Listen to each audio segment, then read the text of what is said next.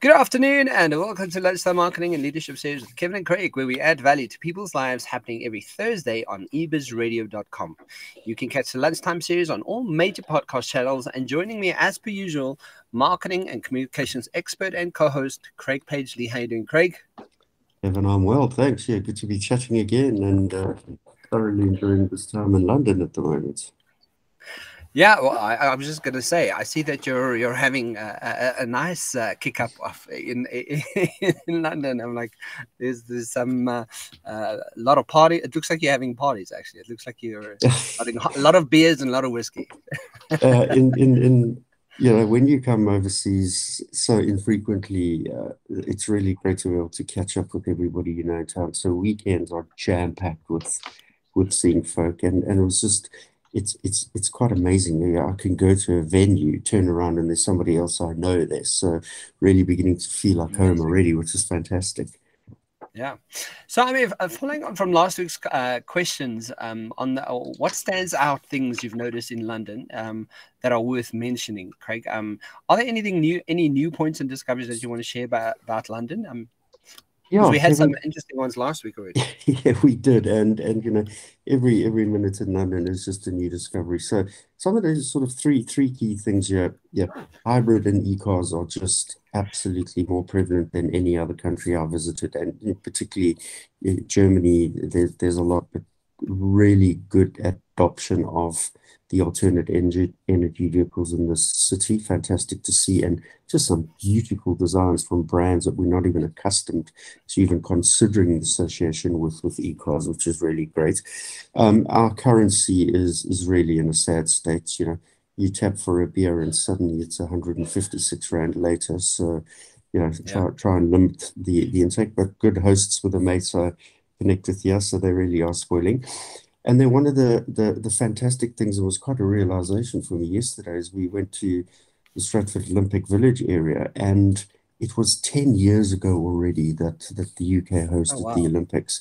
But it's probably the most successful post-event utilization of a precinct anywhere in the world. The stadia are still actively used.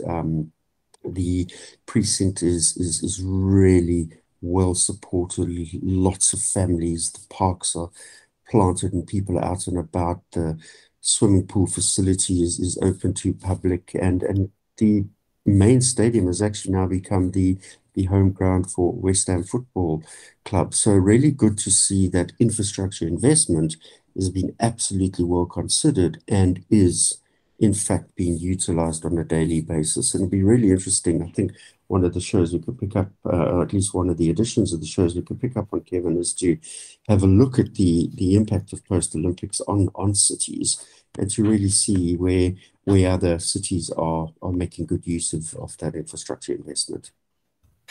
Yeah, it's strange, Craig, because when we went to Rotterdam recently as well, what we didn't expect was that when you go to a city like that and you sort of experience it, and you kind of start reading up on it, and you're seeing what is there to do, and some of the information we found out about Rotterdam is that just recently in the last couple of years it was the cultural hub of Europe.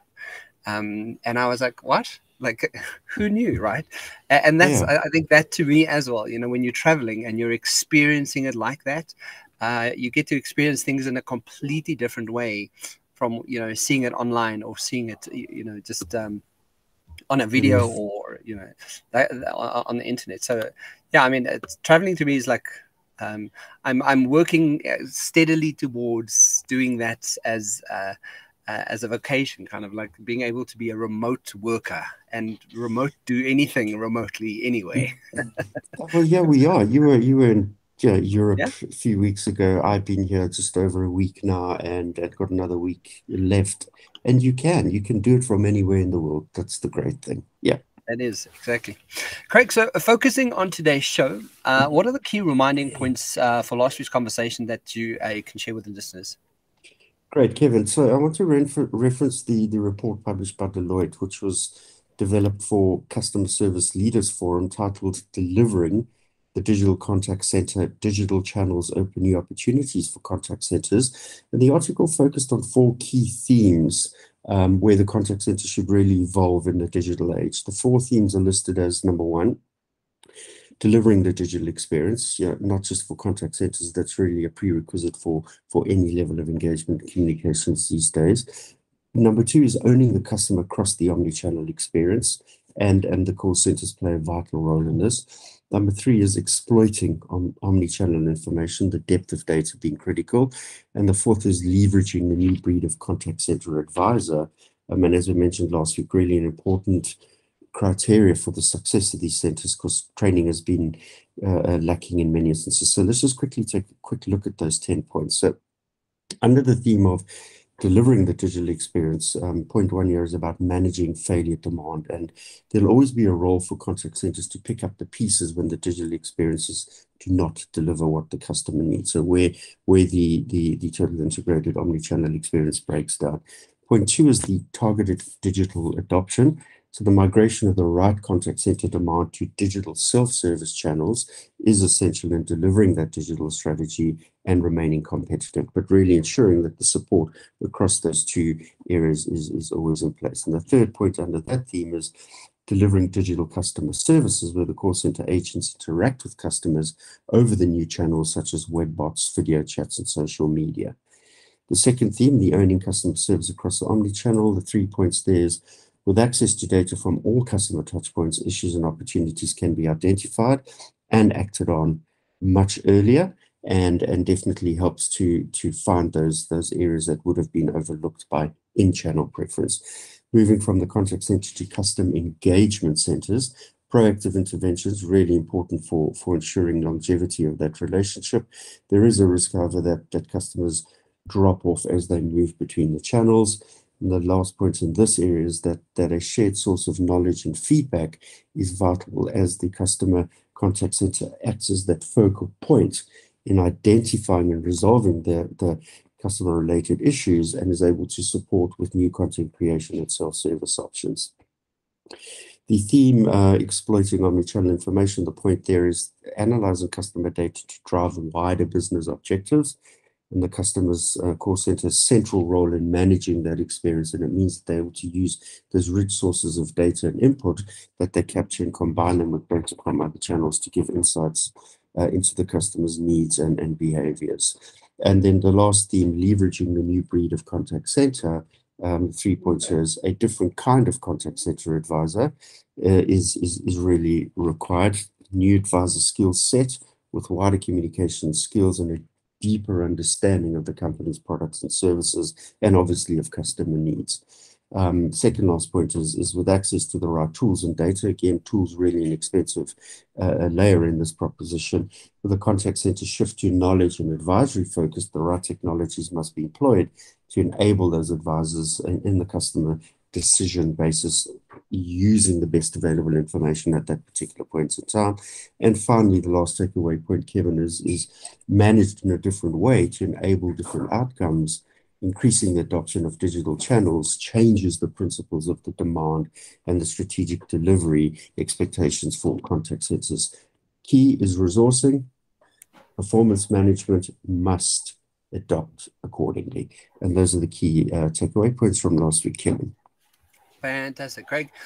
So I'm really excited about what we have up next. So you confirmed last week that we have a guest speaker to join us on the show today. And what can you tell us about the topic and about our guest speaker?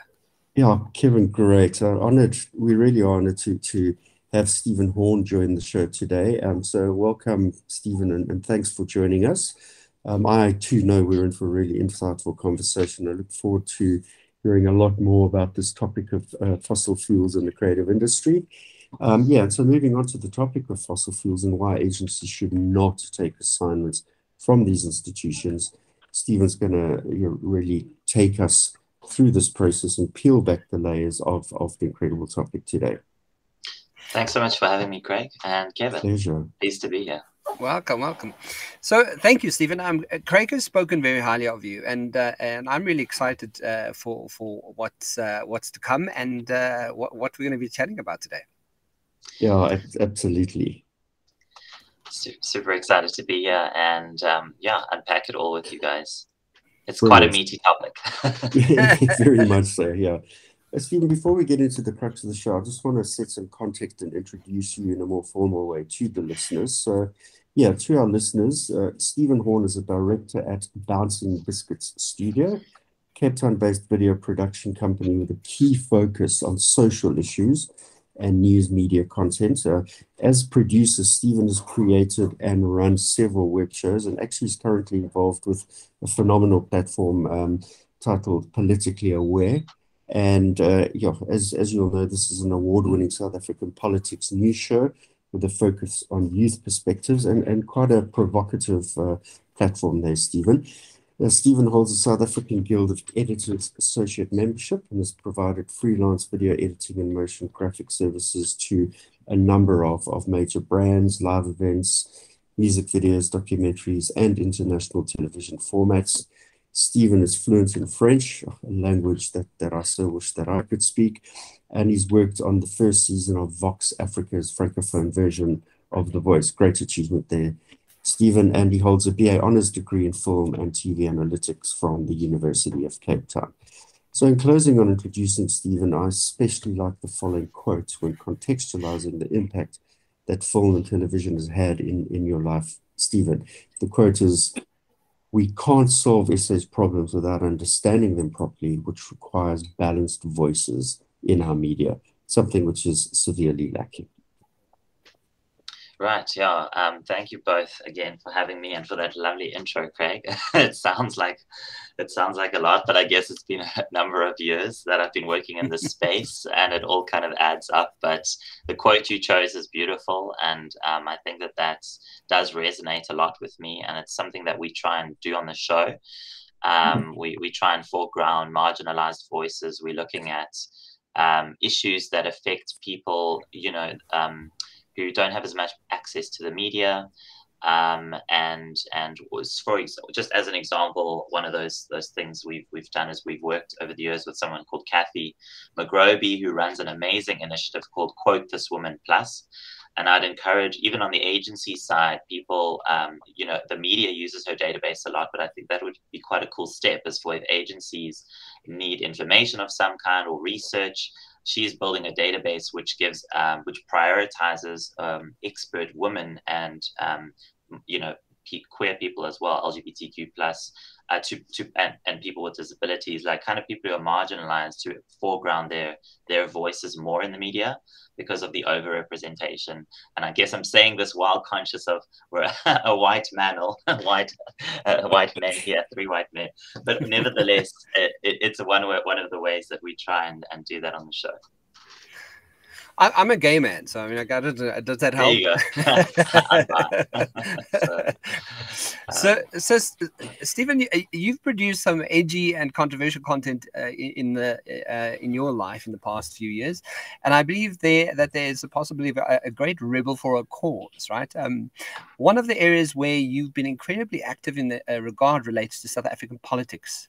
Please, will you provide a brief overview of your time with Amabungu and how that's politically aware. Yeah, sorry, that's just politically aware. Yeah. And how this prepared over the year, over the rears years. Yeah. Is that correct, Craig? The rears years of rising, the challenge of the years, and the challenge in taking the difficult conversations. No, definitely, it's been quite a journey. So politically aware started in 2017. It was an idea I had. Craig mentioned the French side. I did spend a couple of years in France as a kid, and I went back on exchange as a teenager. And there I got a sense of a media that was more in tune with young people, with providing them, not like kind of babying them or talking down to young people, but providing them with news on their level, that dealt like kind of in a voice that's interesting to young people around the politics and the news of the day, which I think is lacking a bit in SA.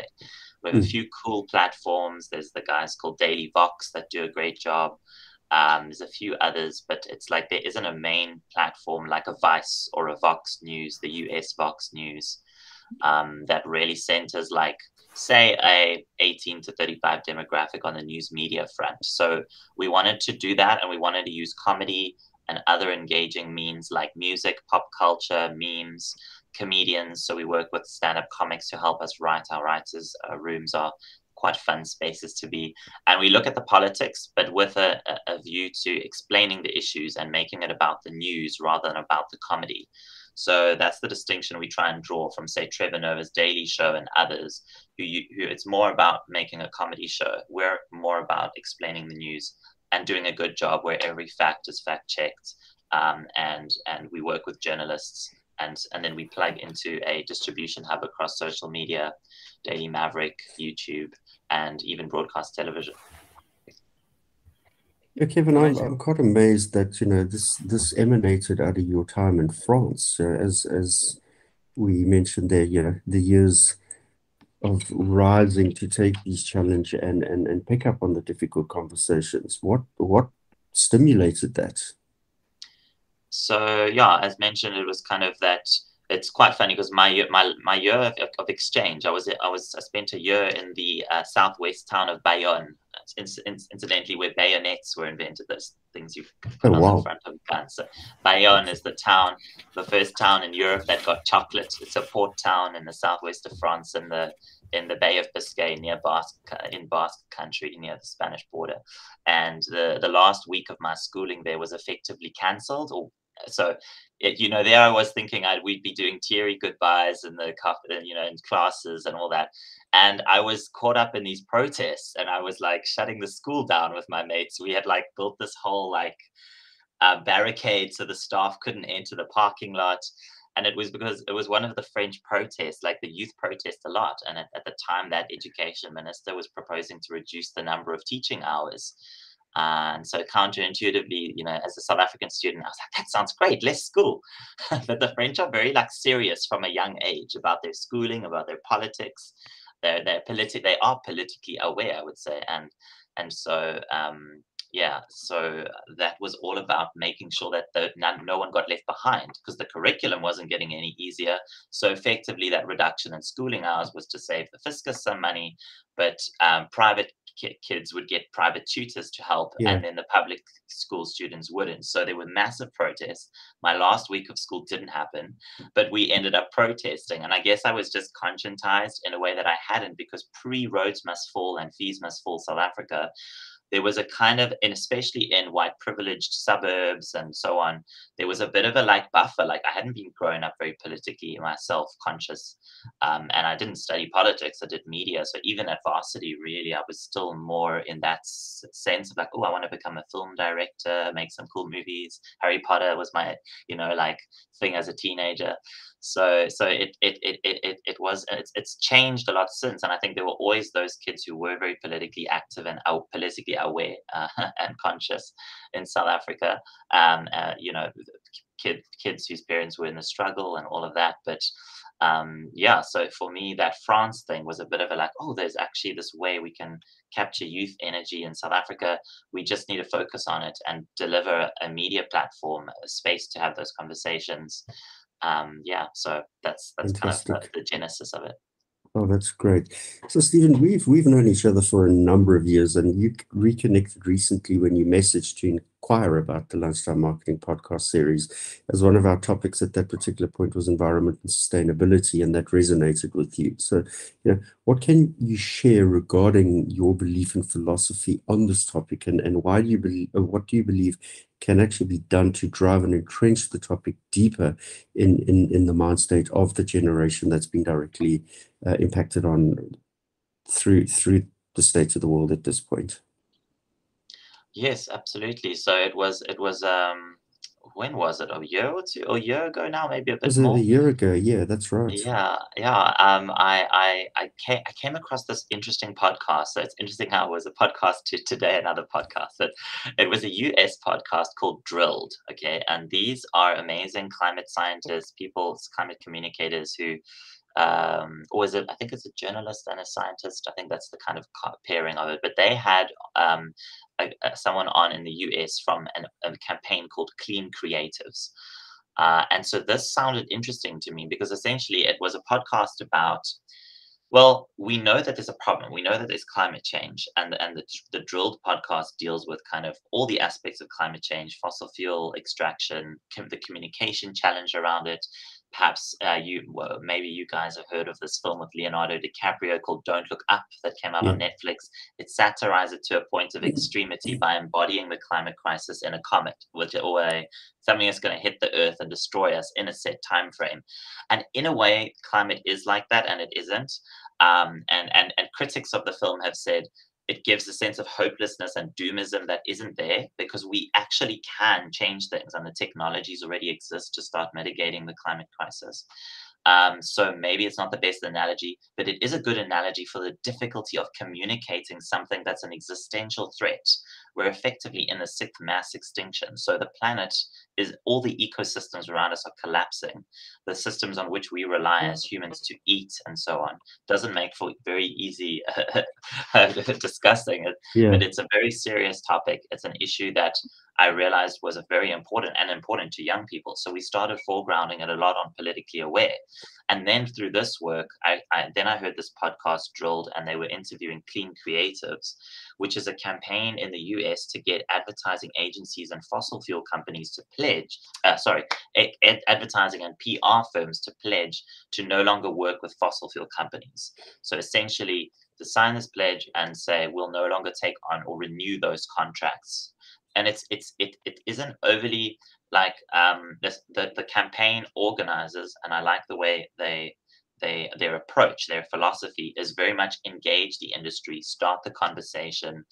I guess I'm maybe jumping ahead of your questions a bit here, Craig, but in interacting with him, because we have set up this communication channel, he describes it like throw like a ball into the room and let people play and see kind of what happens. And that's kind of the energy that we're trying to bring. And so this is a separate thing from Politically Aware, but it's this campaign that I'm trying to get started here in SA. Oh, fantastic! And that's what got us in touch. Brilliant. So, Stephen, to me, a question that sort of, as you're speaking about this, being part of a campaign like this and bringing that awareness to South Africa, what do you hope to achieve with that? And do you think it's having the conversation and creating the awareness will start steering businesses into the right direction, or does the fact that you just have a wonderful, well-paying campaign with those companies that are using fossil fuels kind of worth it to they leverage too much from, they get too much business from it? Would they actually change, or like how do we actually change it? Will this campaign kind of get people to really start thinking about it? That's the fundamental question, and I think that what for me gets me up in the morning is that any conversation, no matter how small, is better than not having the conversation. And it does work. Like slowly but surely things start shifting, and that's what you're trying to do, but you are trying to do it as fast as possible, because unfortunately we're on a tight timeline. So if you look at the scientists and what they're saying, there's just like an era of science denial that is insane that we live in. Like the brightest minds from around the planet, all our leading universities, there is a huge consensus around, the reason there's kind of no longer any denial, even from the fossil fuel companies themselves, about the origin of climate change. So now they've moved in tactics into a strategy of there's actually a really great report which I could share with you guys, but if you Google the I think it's called the fossil fuel strategies for delay, or I'll try and get the exact name, but it's basically the strategies they're using to delay the transition, the inevitable transition and we have to move everything 100% renewable and electric in a very short space of time. Like that's what the science is saying, to avoid the global warming effect heating the planet more than 1.5 degrees. It kind of looks like we're on track for 3 degrees by the end of the century, if business as usual continues. And that's end of the century seems far away, but that's within the lives of potentially our children, or that's the time frame we're dealing with, a world which will support only a fraction of the people currently alive today, a much smaller population with devastated food crops and rising seas, and myriad other problems. You know, pandemics are also vastly increased likelihood of more diseases, and mosquitoes will, like, can you imagine, you're in London there, Craig, malaria in London, that's predicted, okay, for climate change is going to spread those vector-borne diseases. It's like, it's things people are not even contemplating. Yeah. The season of rainfall will shift in the Western Cape. We'll have summer rainfall. That's predicted. The wine growing region will collapse. We will no longer be able to grow wine by like 2070. I mean, people aren't taking on the urgency here. The flooding in Durban was made twice as likely, and the science of attributing these terrible weather events to climate is getting stronger and stronger. So it just flooded again this weekend in Durban. It flooded terribly recently, and that is climate exacerbated. So the real thing here is to connect the pieces and to essentially say, one of the most important things that came out of the latest IPCC report, the climate change report, that the world scientists I was speaking to earlier kind of come together, and they do these incredible reports, and they don't like say anything without being 100% sure. And if they're not sure, they put it in brackets. They sort of say medium confidence or strong confidence.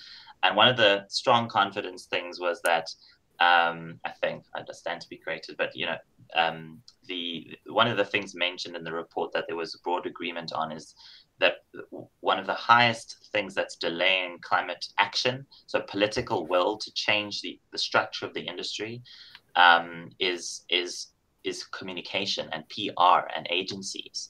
That's actually in the scientific report. And so that's the challenge for the agency and marketing world. It's to take this on, and the role that Clean Creatives is trying to play is to say to agencies, which many of them are global companies with local footprints in South Africa, you at a global level are committing to net zero by 2030, for example, or you're trying to make your operations more sustainable. There's the UN Sustainable Development Goals. Craig, I know that you guys and your clients, you're working a lot in that space. But if you're trying to position yourself in line with those values and in line with what Gen Z and millennials and other your young creatives in your agency are saying matters to them, well, you can't be doing that while working for a Shell, a BP, a Sasol, if those companies are not committing to the Paris goals, which are the only sustainable future, which they're not. They're not currently on track for it. Sorry, that was a lot. No, fantastic, absolutely.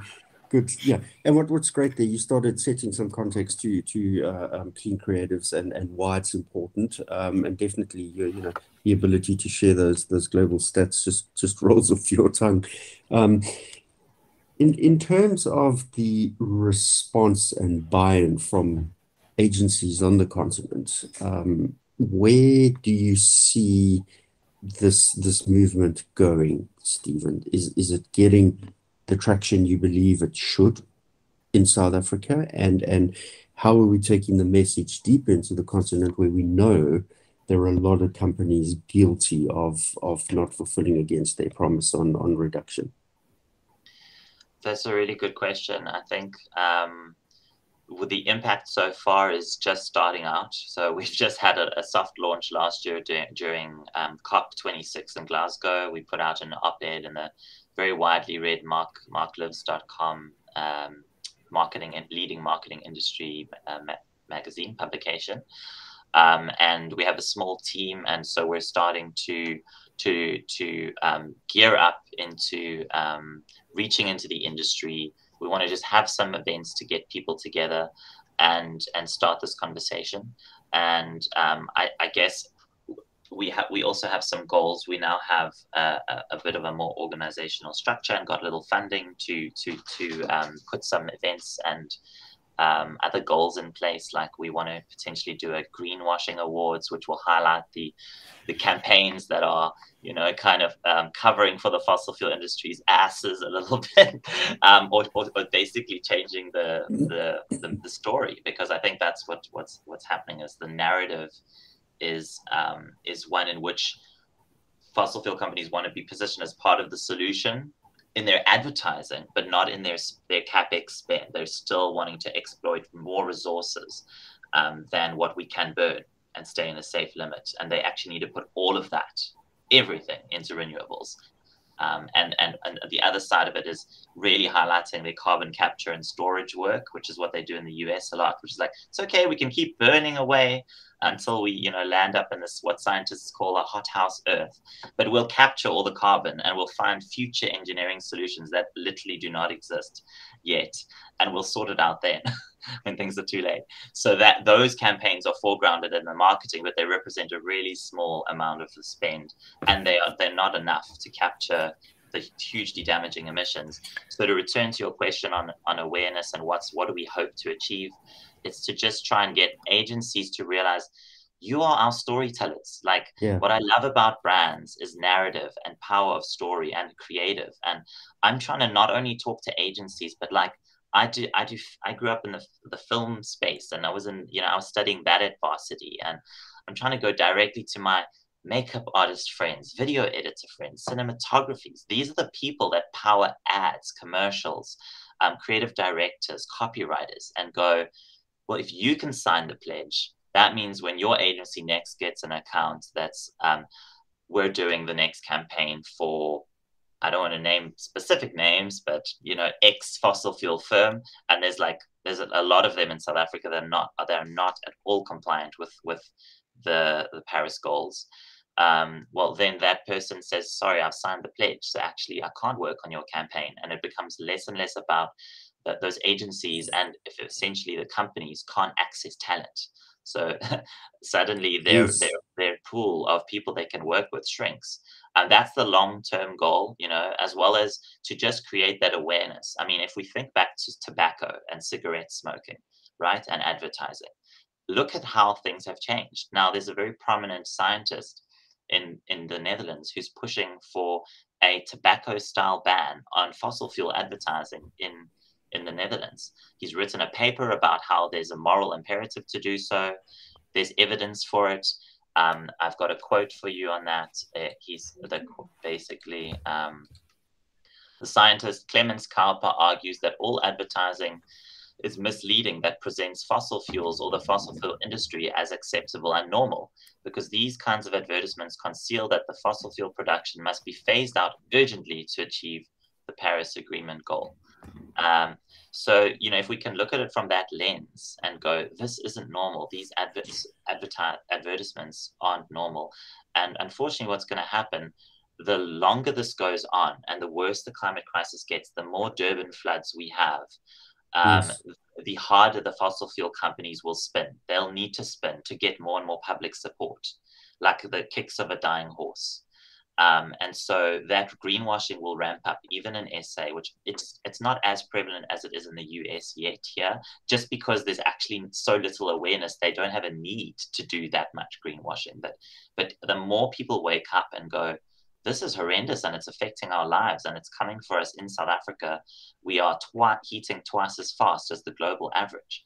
And as people realize this, then the agencies will come under more and more pressure to spin. And as that happens, people's consciences are going to start kicking in. And we hope to be there as clean creatives to guide that energy and go, yes, start those conversations, have it. And that was the other thing that you get really nicely out of the clean creatives sort of working. There's a guide on kind of how to approach agencies.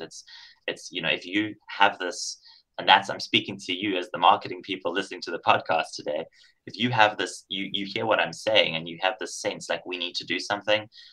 There's a guide and there's a way we can walk you through just growing the conversation within your company.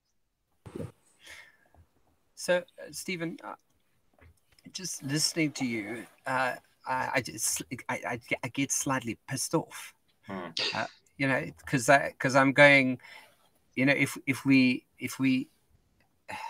that's the case, and we can, I mean, Craig, we have a show and we do this every single week. We've done it for almost 2 years now, and we have a voice, right? From my perspective, Craig, we need to readjust everything that we do, and on a weekly basis, we have to have a segment of, and we need to speak to Stephen about putting some kind of knowledge and information about clean creatives into the show as a ending or a beginning of the show, to build an awareness and then move into the show. also, Stephen, it's an open, complete open invitation to you to come back to the show whenever you have information that you need to share, and that you need people to be more aware of. The reason why we have the show is to inform and to add value and to educate. And if we are clearly not doing that, because we have a show that runs every single week, almost 52 weeks a year, Craig. Yeah. Almost. And we have the capability of sharing information and just Yeah. and punting this and making it more aware. I would also like a link to add to my website, which I will also share with people, and have this video connected to that so people can actually go and find out more about it. So, use us as wherever you can, Stephen. Really, I'm happy to support this. I think that we do need to have a conversation about this more. And if awareness and driving this into people's, consciously, they actually start paying attention to it. And if I can do this from this platform, then I'm going to do it. Steve, Craig, you want to add? Yeah, it's just to that. And what's really great is that the offer to utilize the platform in that positive way.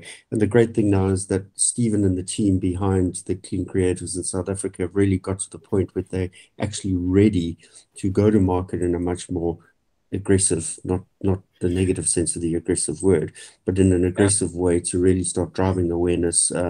There was you all touched base last week and really started talking about how to drive this forward in a more effective way. As Stephen mentioned, there's some funding to really bring some campaigning to the fore, and this is the perfect time. We did want to get Stephen on the show previously, but in reality, the movement, the thinking, and the structure behind it wasn't in place yet. But it's perfectly positioned to really use this as the trigger to drive it forward. Not so, Stephen? Yeah, absolutely. Yeah. We're very excited to start pushing more aggressively in that positive sense, as you said. And I'm really grateful for the offer to have perhaps a standing thing, or come on once a month, or once a term, I don't know, whatever it is, but to just make sure that whoever's listening, whatever's happening, they're a little bit more aware, because awareness is the first step, as you say, Kevin. Absolutely. And what we'll do is I'll chat to eBiz Radio. We'll have a set banner that we need on eBiz Radio so that we can get this out and people can click on it. They can see this video. They can start having more awareness, and we can update that every now and then, just so that we actually have more knowledge and information about this. Because I think, to your point, nothing changes if nothing changes. So we really have to start doing something about it. And if we have a platform that we can implement change, why the hell not, right? But I mean, Stephen, Craig's covered a topic of sustainability for some time now. What do you believe brands need to be done in raising awareness on the topic of for the right reasons? And what role can creatives and communication agency play in helping get the balance right? I mean, you've touched on it already, but I mean, there is that balance, and how do they get it right? Yeah, we're really touching at the heart of the difficult question today. But that is the fundamental question. It's such an interesting one, because I work in this political show, and there's the ideology, the economics, the philosophy behind what do you do, how do you run an economy, how do you create jobs, and sometimes ecologists can be seen as counterpoints to progressives who want to the guys to looking at the economy and more pragmatics of how do we drive jobs forward. And I think it's about also trying to remove that binary viewpoint as much as possible, and try and go, how do we align so that the ecological and environmental is aligned with the job creation and value creation as much as possible, and just encouraging brands to have a brown bag or a brainstorm session with your whole, have they call them hacks. Let's get everyone together and have a hackathon. How do we change the culture? How do we change what we do so that we can think really out the box about sustainability and climate and emissions? I think agencies actually have one of the most important roles to play. It's going to flip. They're going to flip at some point from, well, we need these big fossil fuel clients to, when it's kind of all going, it needs to go in tandem. So as people are more aware, your listeners are more aware, people in the streets are taking to the streets and protesting, like the Greta Thunbergs and those mass demonstrations that they've had around the world to spur climate action. As that happens, there'll be more demand for policy to shift business, and then business to shift to sustainability. And as that happens, I think the agencies will have an amazing role to play in using that creative potential to make people aware as well. And so it builds. So I want to try and reach out to you. And if anyone's listening and you're a creative director or a copywriter or a designer, and you have thoughts like, how can I help the Clean Creatives campaign in SA? How can we design a funky t-shirt or a banner ad or something that just catches your eye? That's interesting, or look what they've done there. You know, I think that's the way agencies are going to also have a role to play. And how do brands get more sustainable? Well, there's some very exemplary ones like Patagonia, and I think that if we can try and encourage people to buy more sustainably, so if you can afford to pay a little bit more and look at it as an investment to buy a bit less so that it lasts longer, we have to try and think about circular economy. And ultimately there is an element of reduction. So in the very wealthy sectors of the world, the global north especially, there's too much consumption. It actually isn't compatible per person.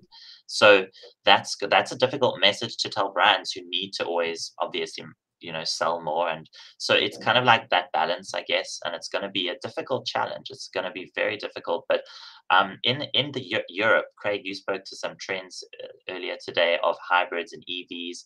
Now, what's interesting to me is when I still watch some French television now and then. I stream it over the internet and see all the advertising during this youth programming segment that I watch is geared at, you know, youth. I'm saying 18 to 35, that like young working professionals and college going or university going students. It's geared towards sustainability. It's such different advertising than what we see in SA, and it's because of that level of awareness that's been raised. And so amazing emerging marketplaces that are all about, they will go and collect a used item and from you, like imagine a Take-A-Lot in reverse, where they collect it and they make it beautiful, they clean it, they package it again, and then they sell it as a secondhand used item, but it's like nicely, you know, repaired, refurbished, made as good as new as possible, and then sold again. And that company is like big. It's growing like Amazon style because of the popularity of reducing new, fresh consumption. So, and there's new business models that will emerge. There's interesting trends. And I think, as always, it's about brands need to be ahead of the curve and look at what's coming your way and adapt. Yep. Yeah, and we've touched on some of those brands in past shows where they really are beginning to understand the evolution of the recycling process, from Levi jeans to some of the other clothing manufacturers to most definitely IKEA, you know, really standing out ahead of all of the others in that regard. Yeah. But my last question here is Kevin, where do the bodies like Clean Creatives stand in actually getting into the organizations, the fossil fuel businesses, to actually work within those organizations to see where they can make a positive difference, as opposed to just being the lobbyist and activist on the street edge and gluing yourself to, you know, reception counters at Shell in the UK and things like that? Is how do you actually penetrate the organizations and take up roles within those businesses to work with those businesses to find areas to fundamentally make a difference? Because I do believe that there is a lot of inherent sincerity in those organizations where they want to make a difference, and they need somebody who's coming from that point of view to bring that thinking into the organizations. Was that for Kevin or me? No, that was for you. That's a challenging one. I hope you'll join me on any thoughts you guys have on it. But it's a difficult conversation to have, and it's kind of yeah, I think in the US, for example, their politics is very like divided, and so it's like Republicans over here, Democrats, and it's like this interesting notion of like deep listening, which I just did a course on deep listening with the BBC. It was really interesting. So like trying to really understand what the other person is saying, where they're coming from. That's going to be one of the most successful ways that we actually get ourselves out of this mess, I think, as opposed to casting everyone as heroes and enemies.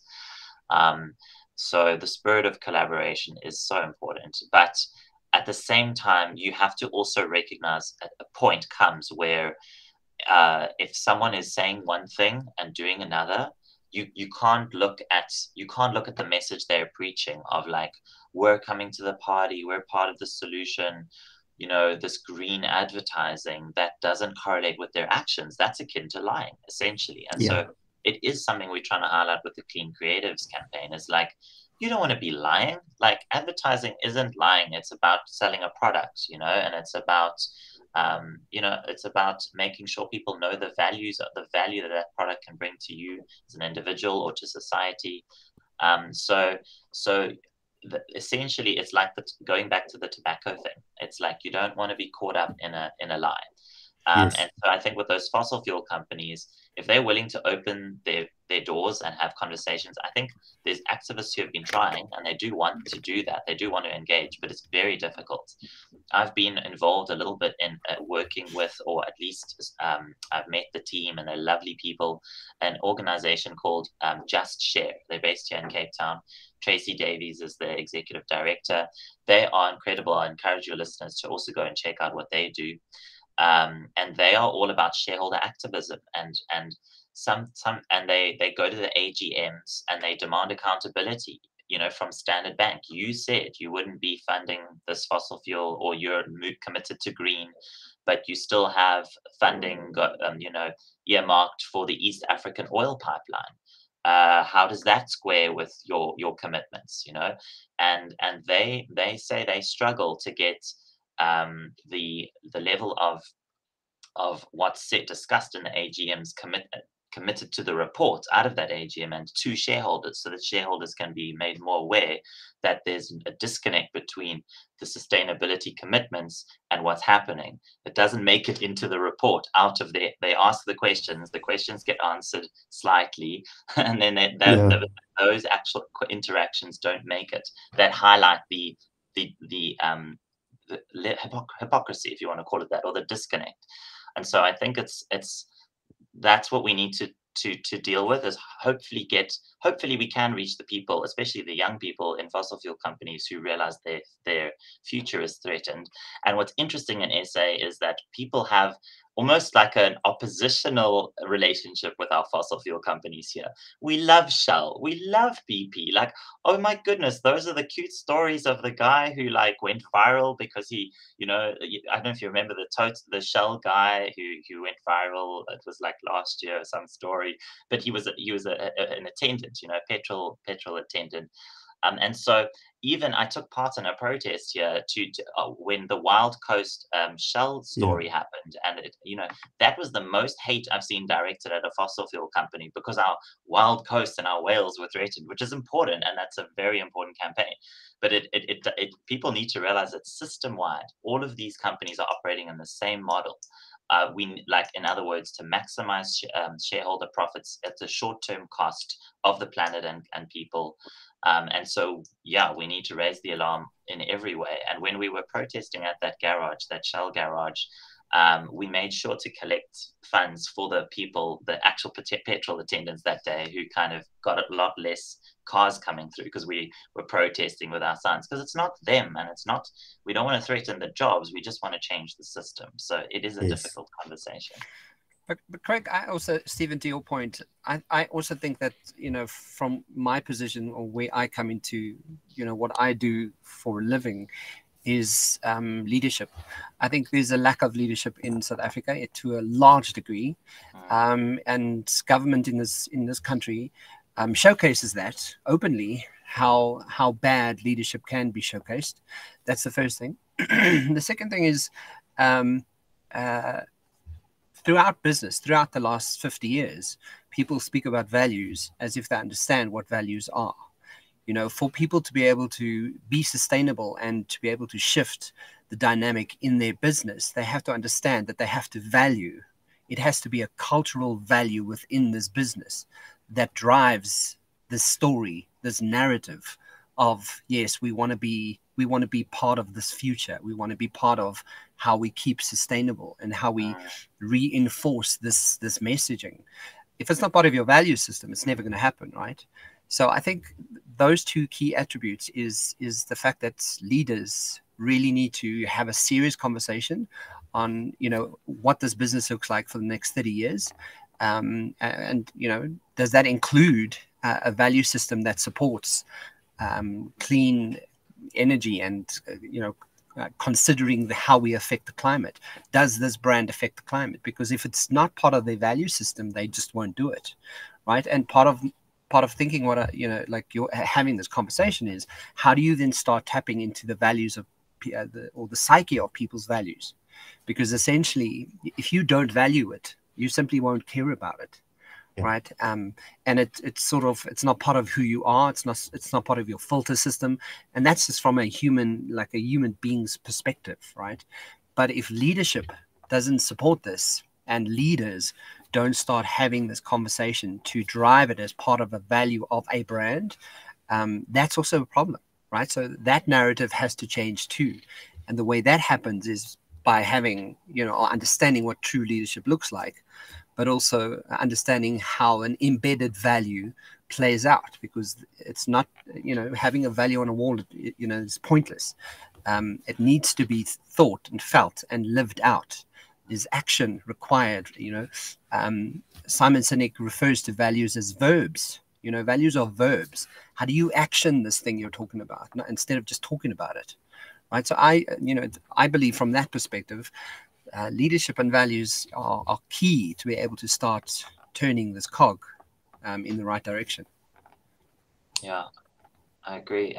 So it's absolutely a values-based thing. And it's interesting how, like, I guess people are good. No one thinks of themselves as the bad guy. So yeah. I think there's a historian called Rutger Bregman who wrote a really good book called Humankind, where he highlighted this as a fundamental truth that we're generally much like kinder and better than we give ourselves credit for in the news and just, you know, and various things. So I think that it's about trying to cross that bridge and help and push people to come back to your humanity. Like we're on a precipice, and so I think it's just an awareness thing as well. So it's a values awareness, and if we had leadership at the top of the fossil fuel firms in SA that were paying attention to this conversation, and they're obviously walking a fine line between shareholder profit and jobs and the sustainability. But I just think they're not getting it. They're not getting the level of urgency required in what their product is doing. And any effort that they put in, even 1% effort or the tiniest spend to greenwashing or to saying, actually, we're part of the solution. Here's gas. We're going to bring that in because it's cleaner than coal, when it isn't really. Like the methane leaks are basically, it comes down to, you know, almost as bad. It's not an actual solution. Like, come to us with real solutions. That's what we're saying. Total Energies. Oh, you've rebranded. Lovely to see that nice logo with green in it now, not just red and yellow, like where the planet's on fire. So that's cool. But actually, you know, we want to see the clean energy. We only want to see the clean energy. We don't want to see the fact that Total is prospecting for more oil and gas, and that they're involved in the East Africa pipeline project, which is all about heated like oil.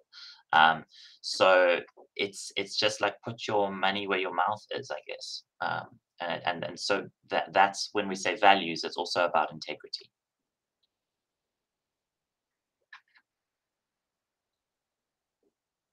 Oh, you're both on mute.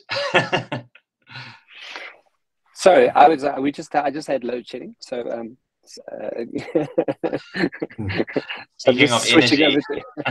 Speaking of energy, yeah. So, I mean, as we draw to a close to the end of the show today, Craig, what can you share with the listeners as summary takeaways? Because I think this fascinating conversation, Stephen, I've thoroughly enjoyed your perspective and your point of view. I'm 100% want to support this and kind of go, okay, let's have more conversation about it. We need to do this. So, but Craig, what are those key takeaways? Sort of three or four key pieces really stood out here, Kevin. Number one is I love the whole concept of this deep listening, and really that brings about the ability to inculcate the spirit of collaboration. So important is that we all need to be getting under the surface of this topic, really listening across every single conversation sphere. Second point is any conversation, no matter how small, is worth the time in driving this agenda. And then the whole approach to the tobacco style ban of advertising across fossil fuels, and what we're seeing in the UK is, on a parallel topic, is there's a lot of lobbying going around to ban advertising that is around foods with trans fatty fats and things like that. And it is also really getting to understand how the communications industry, can actually make a fundamental difference in driving these changes. And then the last point for me is really policy to shift business and business to shift behavior. And I think that's a fundamentally important piece, and that's where the program like this can really start driving that thinking. And just to say thanks again, Stephen. God, it was great to have the depth of insight that you have on the topic, and really appreciate your time and bringing this conversation to the fore. Thank you both for having me. It was really great, and I hope we'll be back on soon. And I encourage your listeners to check out cleancreatives.org/South Africa if they want the specific page related to the campaign we're running here. And that's essentially where they can sign the pledge. And I encourage you, if this conversation really moved you, go and sign that pledge today. We've already got quite a few agencies or, creatives that have signed up. I think there's one or two sustainable focus agencies, but the more mainstream we can get it, the more energy we can get behind it, the better. Fantastic. Stephen, thank you. I agree. It was a fantastic conversation, and I'm glad that there is someone like you that's at the helm of this and making it happen and bringing it to my awareness, because I think a lot of the time people don't know what to do. They might want to kind of be involved somehow, and they don't know how. And you creating the how for us, and I think that's significant. And I'm 100% behind supporting this, because I think so much more can be done than is actually done. Thank you so much. Just to conclude today's show, Craig, what do we have in place for next week?